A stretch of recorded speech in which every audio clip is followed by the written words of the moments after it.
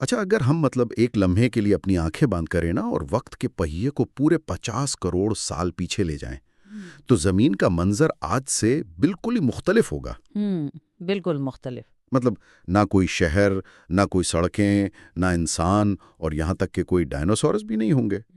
بس ہر طرف کیچڑ، خاموشی اور ایک بہت ہی بے رحم سا ماحول ہوگا۔ اور اس کیچڑ کے اندر رینگنے والا چند ملی میٹر کا ایک معمولی سا کیڑا ہے جسے تکنیکی زبان میں فلیٹ وارم کہتے ہیں، جی، فلیٹ وارم۔ جس کے پاس کوئی باقاعدہ دماغ تو ہوتا نہیں ہے۔ بالکل، اس کے پاس سوچنے سمجھنے کے لیے کوئی دماغ نہیں ہے، بس اس کے سر کے پاس نیورونز کا ایک چھوٹا سا گچھا ہے، اور اس کی زندگی کا مقصد بس دو چیزوں تک محدود ہے: خوراک تلاش کرنا اور خود کسی کا نوالا بننے سے بچنا۔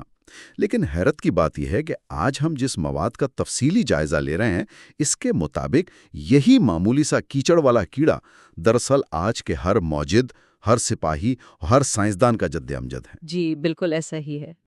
اسی ایک نیورون کے گچھے نے بقا کی اس دوڑ کا آغاز کیا تھا جو آج 50 کروڑ سال کا لمبا سفر طے کر کے آج اس مقام پر آ پہنچی ہے کہ ہم سلیکون پر مبنی مصنوعی ذہانت یعنی AGI کے بالکل دہانے پر کھڑے ہیں۔ تو آج کے اس گفتگو کا ہمارا جو بنیادی مقصد ہے وہ یہی سمجھنا ہے کہ خلیوں کی اس طویل جدوجہد نے ہمیں اس مشینی ذہانت تک آخر کیسے پہنچایا جو اب دنیا کا نقشہ بدل سکتی ہے۔ دیکھیں، اس 50 کروڑ سال کے سفر کو سمجھنے کے لیے سب سے پہلے ہمیں اس بنیادی غلط فہمی کو دور کرنا ہوگا جو عام طور پر ہم ذہانت کے بارے میں رکھتے ہیں۔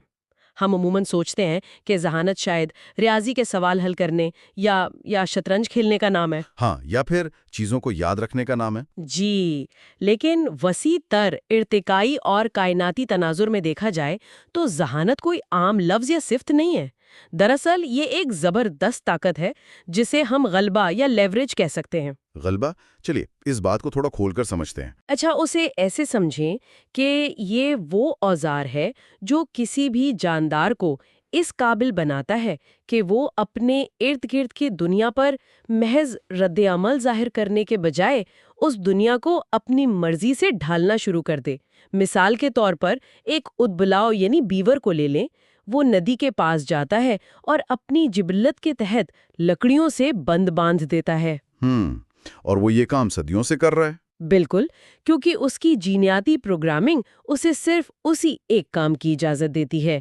لیکن جب ایک انسان اسی بہتی ہوئی ندی کو دیکھتا ہے تو وہ صرف اسے روکنے کا نہیں سوچتا، وہ سوچتا ہے کہ اس پانی کی طاقت سے بجلی کیسے بنائی جائے یا کھیتوں کو کیسے سیراب کیا جائے۔ یہ جو سوچ ہے کہ اور کیا ہو سکتا ہے، یہی اصل ذہانت ہے۔ ارے واہ، یہ تو بڑی زبردست مثال ہے۔ یعنی ذہانت دنیا کو اپنے سانچے میں ڈھالنے کی طاقت کا نام ہے۔ لیکن دیکھیں، اس طاقت کی ایک بہت بھاری قیمت بھی تو ہے نا۔ جو اعداد و شمار ہمارے سامنے ہیں وہ ایک بڑا عجیب سا تضاد پیش کرتے ہیں۔ وہ کیسے؟ انسانی دماغ ہمارے پورے جسم کے مجموعی وزن کا بمشکل 2% حصہ ہے، لیکن جب ہم کچھ نہیں کر رہے ہوتے، بالکل ویلے بیٹھے ہوتے ہیں، تب بھی یہ اکیلا دماغ ہمارے جسم کی 20% توانائی یا کیلوریز خرچ کر دیتا ہے۔ جی بالکل، یہ ایک بہت مہنگا عضو ہے۔ تو اب ارتقاء کے عمل میں تو قدرت انتہائی کنجوس ہوتی ہے نا۔ جنگل میں جہاں ایک ایک کیلوری جان لیوا جدوجہد کے بعد ملتی ہے، وہاں قدرت کوئی چیز مفت میں نہیں دیتی۔ تو سوال یہ پیدا ہوتا ہے کہ ارتقاء نے اتنی مہنگی چیز کیوں بنائی؟ قدرت نے اس پر اتنی بھاری سرمایہ کاری کیوں کی؟ دیکھیں، یہی تو قدرت کی اس سرمایہ کاری کا کمال نظر آتا ہے کہ اس نے محدود ذہانت کو ترجیح دی۔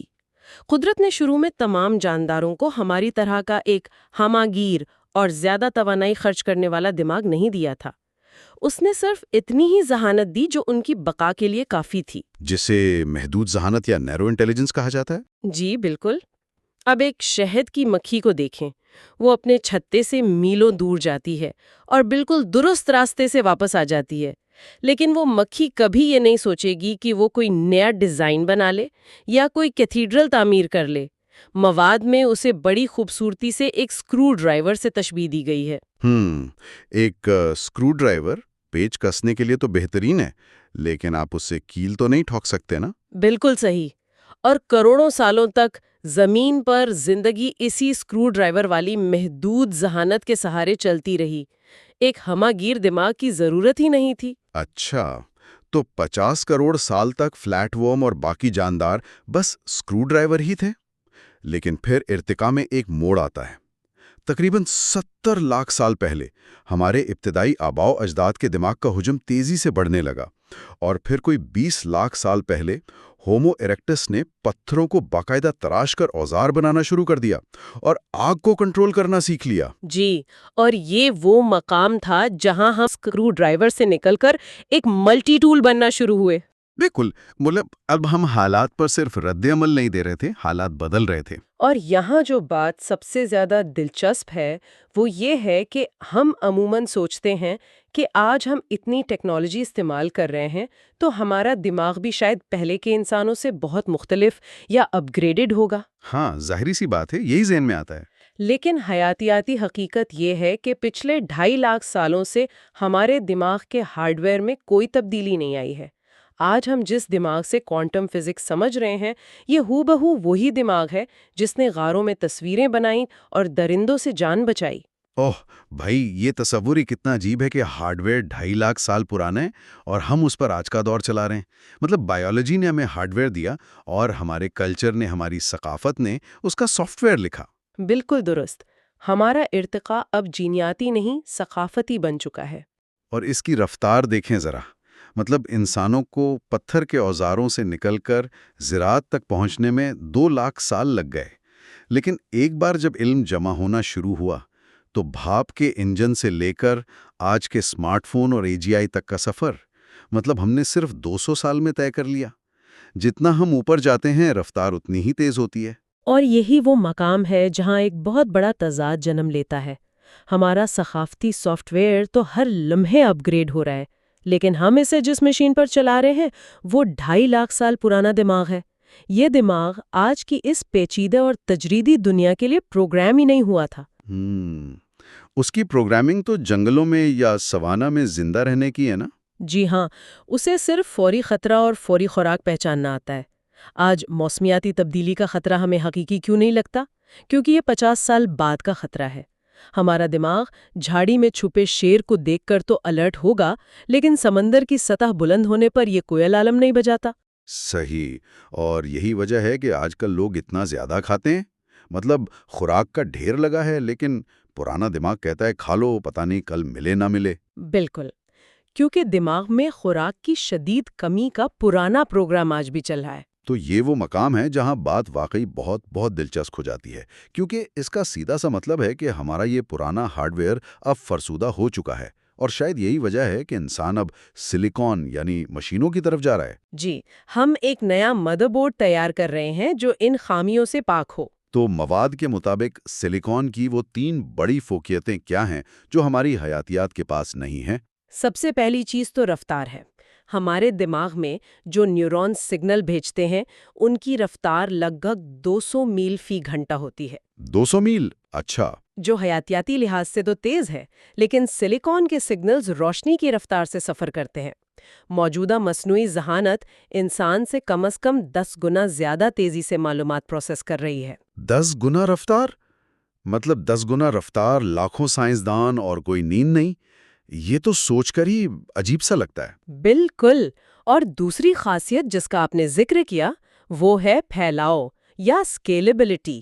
ایک انسان کو سائنسدان بننے میں 25 سال لگتے ہیں اور دنیا میں شاید اسی لاکھ سائنسدان ہیں، لیکن AGI کو آپ راتوں رات لاکھوں مرتبہ کاپی کر سکتے ہیں۔ ایک منٹ، یہاں میں تھوڑا سے رکنا چاہوں گا۔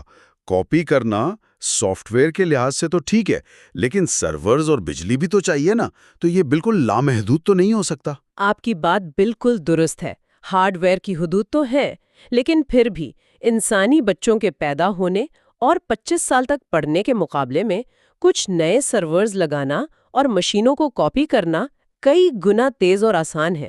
وہ راتوں رات ریسرچ شروع کر سکتے ہیں۔ یہ تو ہے۔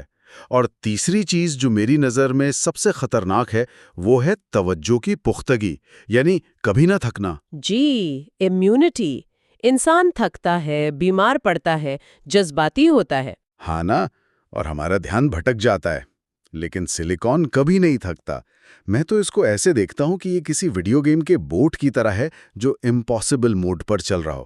اسے نہ بھوک لگتی ہے، نہ اسے نیند چاہیے، لیکن یہ بوٹ کوئی گیم نہیں کھیل رہا، یہ تو لیبارٹری میں بیٹھا ریسرچ کر رہا ہے۔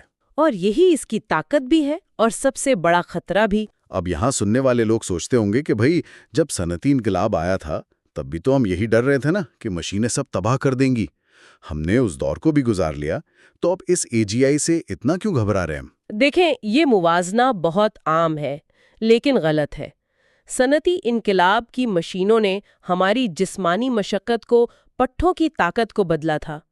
AGI صرف جسمانی مشقت نہیں، وہ تو اس موجد کا متبادل ہے جس نے مشین بنائی تھی۔ صحیح، اور ذہانت بذات خود تو غیر جانبدار ہوتی ہے نا؟ جی بالکل، ذہانت کی اپنی کوئی اخلاقیات نہیں ہوتی، یہ ایک چھری کی طرح ہے۔ ہاں، جس سے آپ بھوکے کے لیے روٹی بھی کاٹ سکتے ہیں اور کسی کو نقصان بھی پہنچا سکتے ہیں۔ بالکل اسی طرح ایک AGI کینسر کا علاج بھی ڈھونڈ سکتی ہے اور کوئی خطرناک وائرس بھی بنا سکتی ہے۔ یہ سب اس بات پر منحصر ہے کہ اس کا ہدف کون طے کر رہا ہے۔ اگر ہدف میں تھوڑی سی بھی غلطی ہو گئی تو وہ مشین اپنی بے عیب رفتار اور پوری توجہ کے ساتھ اس تباہ کن ہدف کو پورا کرنے میں لگ جائے گی۔ تو ان سب باتوں کا آخر مطلب کیا ہے؟ اگر ہم اس کو سمیٹیں تو 50 کروڑ سال پہلے کیچڑ میں رینگنے والے اس معمولی کیڑے کا ارتقاء اب صرف چند دہائیوں کی سلیکون ترقی میں سمٹ آیا ہے۔ ہم وہ شطرنج کھیلنے والی مشین کو دیکھ کے بڑے خوش ہوتے تھے جو اپنے جوتے کے تسمے بھی نہیں باندھ سکتی تھی، جو ایک محدود اسکرو ڈرائیور تھا۔ جی، اور اب ہم ایک ایسی مشین کے دہانے پہ کھڑے ہیں جو کچھ بھی سیکھ سکتی ہے۔ اور یہ کوئی سائنس فکشن نہیں ہے، بڑی کمپنیوں کا یہی سب سے بڑا مقصد ہے۔ سوال اب یہ نہیں ہے کہ کیا یہ ہوگا، سوال صرف یہ ہے کہ یہ کب ہوگا۔ اور کیا دنیا اس کے لیے تیار بھی ہے یا نہیں؟ آج کی اس بحث کو ختم کرنے سے پہلے میں ایک ایسا خیال چھوڑنا چاہتا ہوں جس پر غور کرنا بہت ضروری ہے۔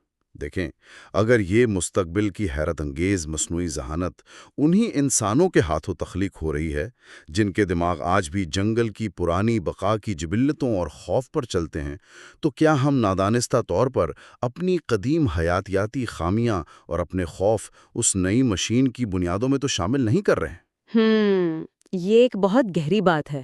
مطلب کیا ہم واقعی ایک نئی اور خالص ذہانت بنا رہے ہیں، یا ہم صرف اپنے اس پرانے سوانا والے خوف کو ایک نیا نہ تھکنے والا سلیکون کا جسم دے رہے ہیں؟ کیا ہم اسی کیچڑ والے کیڑے کی بقا کی جنگ کو ایک نئے لیول پر تو نہیں لے کر جا رہے؟ اس گہرے سوال کے ساتھ ہم آپ سب کو سوچ بچار کی دعوت دیتے ہیں۔